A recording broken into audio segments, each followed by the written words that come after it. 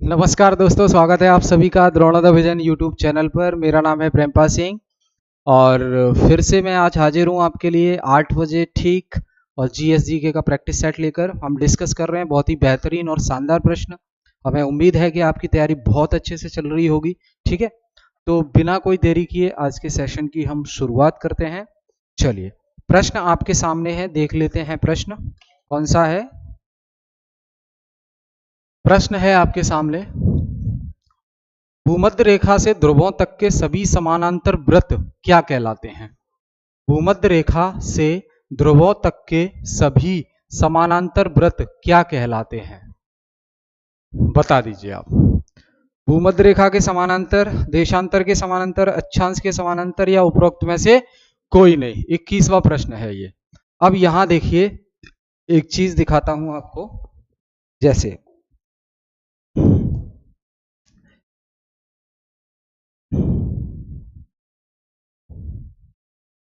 ये देखिए,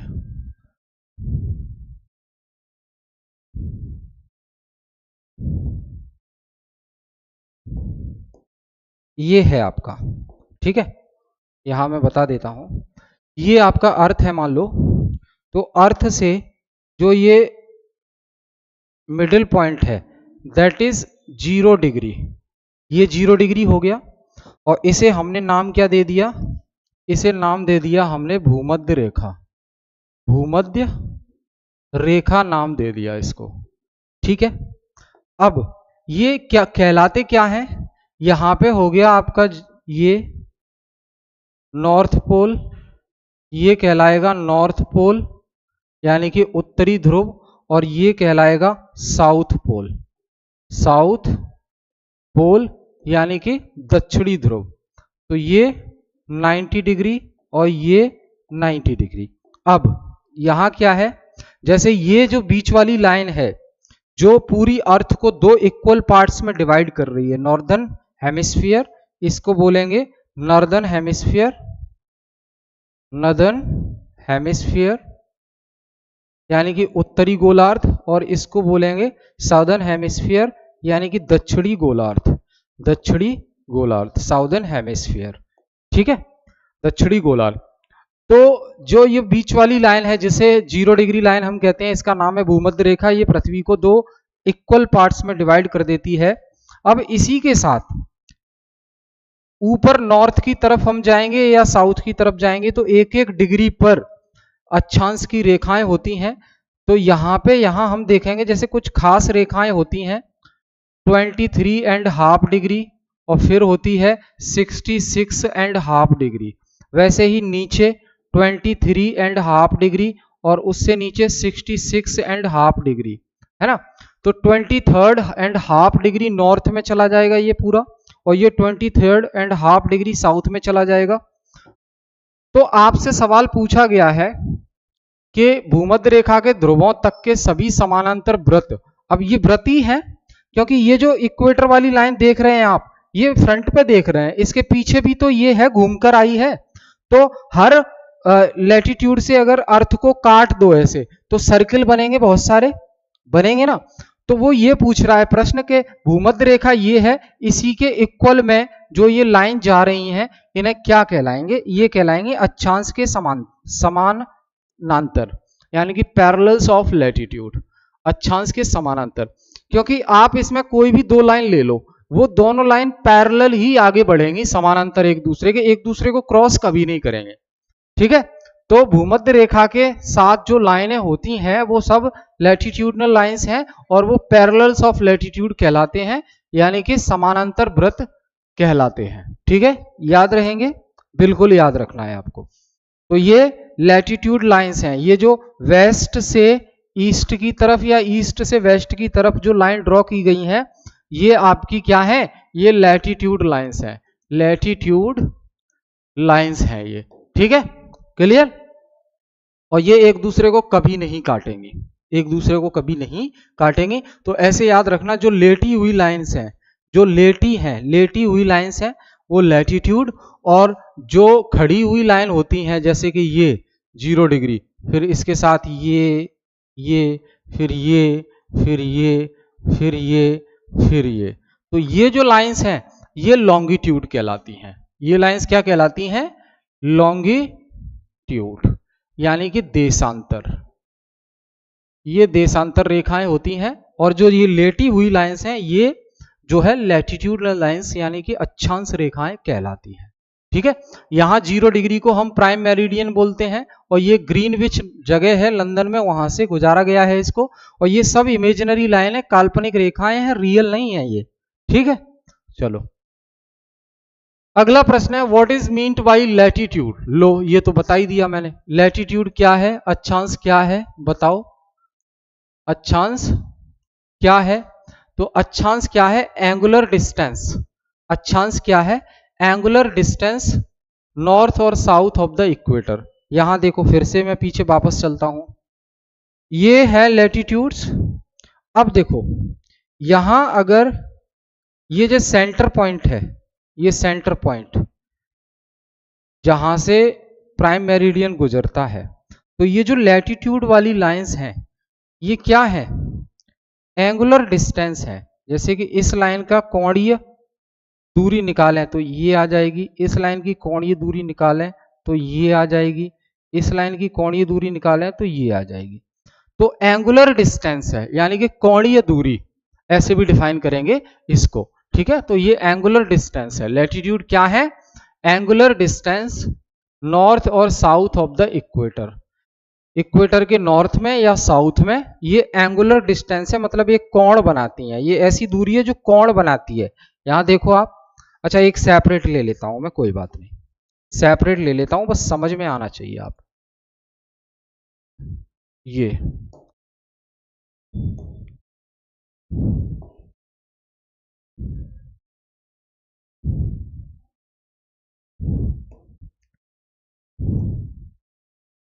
तो ये देखो आप,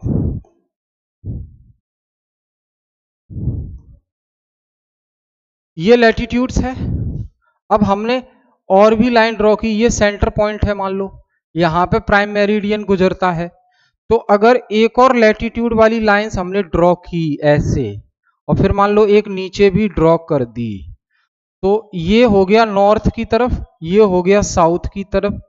ये कह रहे हैं एंगुलर डिस्टेंस होता है ये जो लैटिट्यूड है, तो बिल्कुल सही बात है।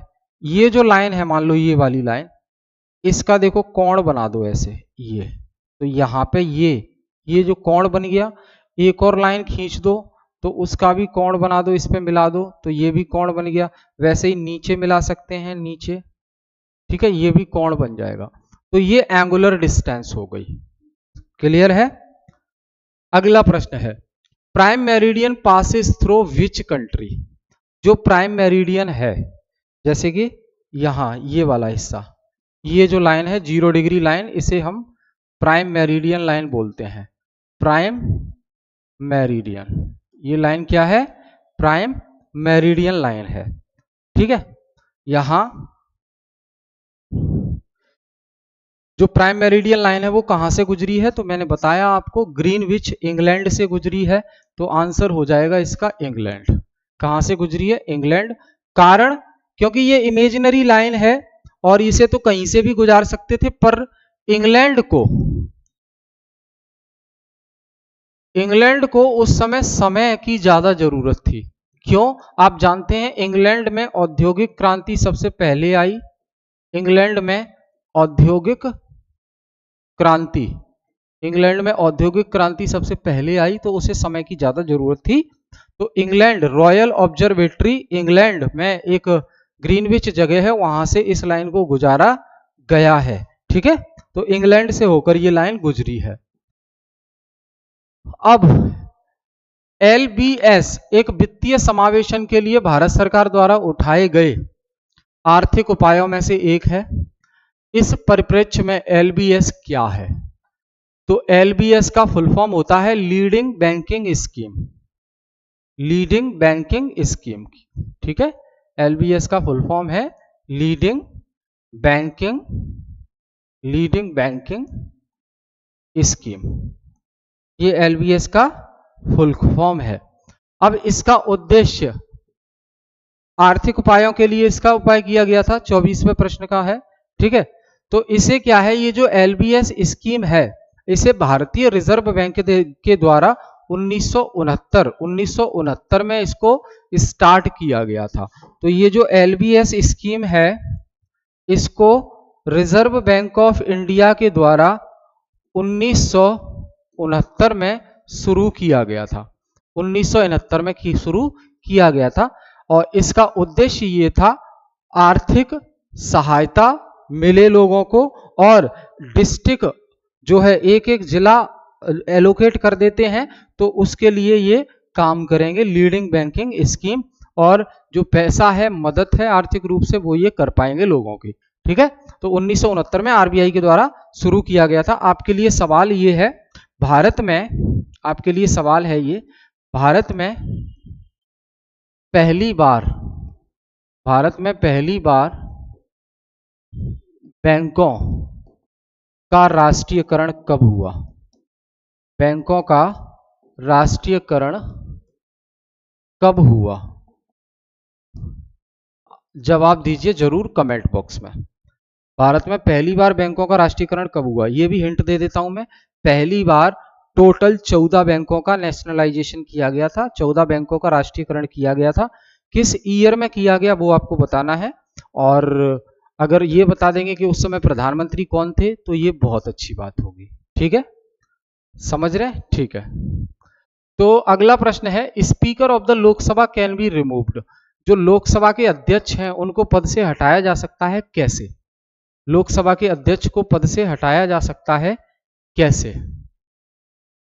लोकसभा का एक प्रस्ताव बहुमत से पारित हुआ हो सदन में सदस्यों के द्वारा, या सदन के सदस्यों का 2/3 बहुमत मिल जाए, या राष्ट्रपति के आदेश पर हटा सकते हैं, या संसद का साधारण बहुमत से हटा सकते हैं। तो देखो भाई, लोकसभा में जो ऑफिसर्स होते हैं, लोकसभा में जो ऑफिसर्स होते हैं उसमें अहम ऑफिसर होता है ये। लोकसभा के अगर ऑफिसर की हम बात करें तो पहला ऑफिसर यही हो गया लोकसभा अध्यक्ष, जिसे स्पीकर कहेंगे आप। ठीक है, और दूसरा इसके बाद हो गया लोकसभा उपाध्यक्ष, जिसे डेप्यूटी स्पीकर कहेंगे आप। तो लोकसभा के अध्यक्ष को अगर पद से हटाना है तो कैसे हटा सकते हैं? तो एक रिजोल्यूशन, एक प्रस्ताव पारित करना होगा लोकसभा में, और वो भी जितने सदस्य हैं उनके बहुमत से। लोकसभा में जितने सदस्य हैं उनके बहुमत से एक प्रस्ताव पास कर दिया जाए, और वो पास हो जाए प्रस्ताव, तो फिर लोकसभा के स्पीकर को हटा दिया जाएगा, रिमूव कर दिया जाएगा। ठीक है, रिमूव कर दिया जाएगा। आपके लिए सवाल ये है कि अनुच्छेद 108 के तहत संयुक्त बैठक का प्रावधान है, यानी कि ज्वाइंट सिटिंग का प्रावधान है संयुक्त बैठक का। तो जब संयुक्त बैठक कौन बुलाता है? राष्ट्रपति बुलाते हैं। संयुक्त बैठक कौन बुलाता है? राष्ट्रपति। आपको बताना है संयुक्त बैठक के अध्यक्ष कौन बनते हैं। संयुक्त बैठक के अध्यक्ष कौन बनते हैं? लोकसभा और राज्यसभा दोनों सदनों की संयुक्त बैठक यानी कि ज्वाइंट सिटिंग, ज्वाइंट मीटिंग, संयुक्त अधिवेशन बुलाया जाता है आर्टिकल 108 के तहत, और राष्ट्रपति ये बुलाने का काम करते हैं। राष्ट्रपति बुला देते हैं। फिर अध्यक्ष कौन बनता है उस ज्वाइंट सिटिंग का? क्या राष्ट्रपति बनते हैं या कोई और बनता है? अगर कोई और बनता है तो कौन बनता है? ये सब आपको जवाब देना है कमेंट बॉक्स में। ठीक है भाई। अगला प्रश्न, मेक इन इंडिया कार्यक्रम के संदर्भ में निम्नलिखित कथनों में से कौन सा सही है? मेक इन इंडिया स्कीम सुनी होगी आपने, मोदी जी बहुत चिल्लाए इस पर, फायदेमंद भी रही, है ना। तो मेक इन इंडिया स्कीम के तहत ये कौन सा कथन सत्य है? पहला और दूसरा, 26वां। तो देखो भाई, मेक इन इंडिया जो स्कीम है वो 25 सितंबर, मेक इन इंडिया स्कीम 25 सितंबर 2014, मेक इन इंडिया स्कीम 25 सितंबर 2014 को शुरू की गई। अब इसके कथन पढ़ लेते हैं जिससे हमें यह पता लग पाए कि मेक इन इंडिया के संदर्भ में कौन सा कथन सही है या गलत है। पहला, मेक इन इंडिया जो प्रोग्राम है 2014 में प्रारंभ किया गया, तो ये तो सही बात है, मैंने बता दिया 2014 में। दूसरा, इसका उद्देश्य भारत में कंपनियों को इंफ्रास्ट्रक्चर हेतु प्रोत्साहन देना तथा निवेश को सुगम बनाना है। यानी कि इन्वेस्टमेंट को और इजी बनाना है और कंपनियों को इंफ्रास्ट्रक्चर के लिए प्रोत्साहित करना है। तो दोनों ही सही है, इसके दोनों ही सही है। तो ए आंसर हो जाएगा इसका। पहला और दूसरा दोनों करेक्ट है, पहला और दूसरा दोनों करेक्ट है। ये आंसर इसका हो जाएगा मेक इन इंडिया स्कीम का। ठीक है, आपको बताना है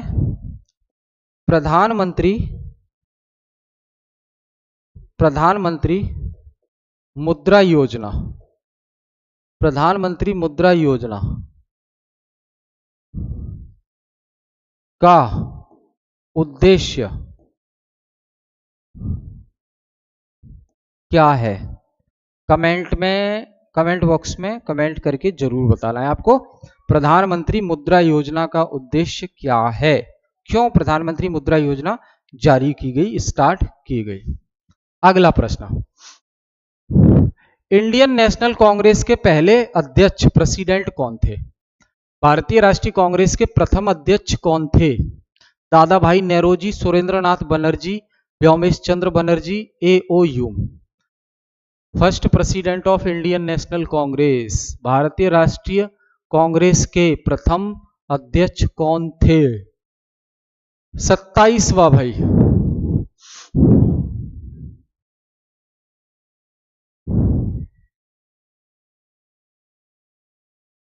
प्रथम अध्यक्ष। तो देखो, दादा भाई नेरोजी, सुरेंद्रनाथ बनर्जी, व्योमेश चंद्र बनर्जी, तो व्योमेश चंद्र बनर्जी, जिसे WC बनर्जी भी कहेंगे आप, WC बनर्जी, ये जो है कांग्रेस के फर्स्ट सेशन के अध्यक्ष थे, फर्स्ट सेशन के अध्यक्ष यानी कि प्रथम अध्यक्ष थे। अब बात की जाए कि जो इंडियन नेशनल कांग्रेस है, इंडियन नेशनल कांग्रेस, इसकी स्थापना कब हुई इंडियन नेशनल कांग्रेस की? तो ये 1885 में हुई। इंडियन नेशनल कांग्रेस की स्थापना किसने की? ए.ओ. ह्यूम ने कांग्रेस की स्थापना की 1885 में। पहले अध्यक्ष बने व्योमेश चंद्र बनर्जी, ठीक है, क्लियर है, याद रहेगा, ठीक है। अब हो सकता है आगे ये भी सवाल है कि पहली महिला अध्यक्ष कौन रही, तो हम डिस्कस कर लेंगे अभी। For which of the following session Congress elected first women president? हाँ, पहली महिला अध्यक्ष, पहले अध्यक्ष तो व्योमेश चंद्र बनर्जी हो गए, और पहली महिला अध्यक्ष अगर पूछे कांग्रेस की तो जो है ये कलकत्ता सेशन हुआ था 1917 में, कलकत्ता सेशन 1917 में हुआ था। इसकी जो अध्यक्ष चुनी गई थी पहली महिला, वो थी एनी बेसेंट।